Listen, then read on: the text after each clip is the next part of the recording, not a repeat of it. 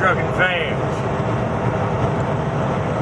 Talking about tollways. I'm on one as we speak.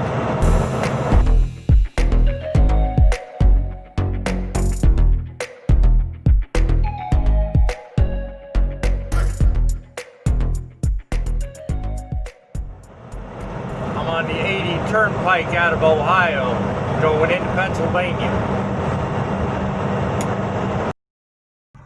Do me a favor, like and share this video. Become a subscriber. We'd love to have you back. Believe me,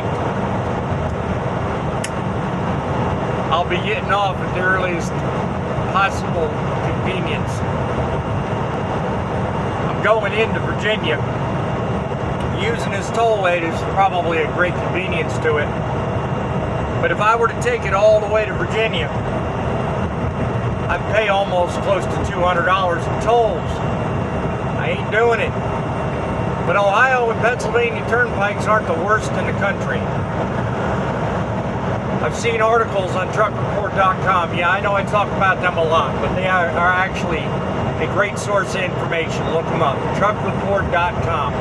Saw articles a couple of months back about the Rhode Island Turnpike, Rhode Island Expressway going out of Connecticut into Rhode Island. How they're making tolls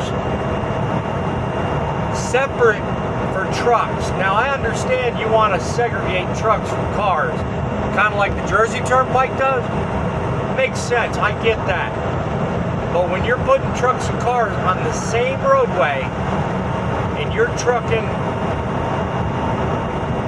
tolls are 3 times as much as a car just because you're a truck, and it's even said as much, the reason they charge more is because the trucks can afford it. Well, I beg to differ.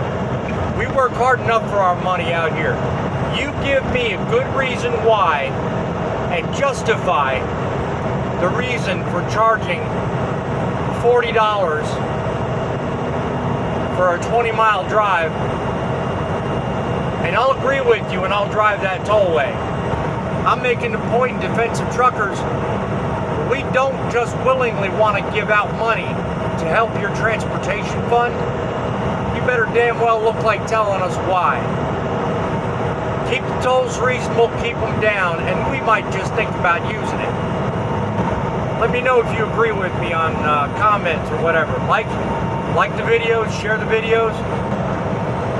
Anyway, till next time, be happy, stay safe, and make it count.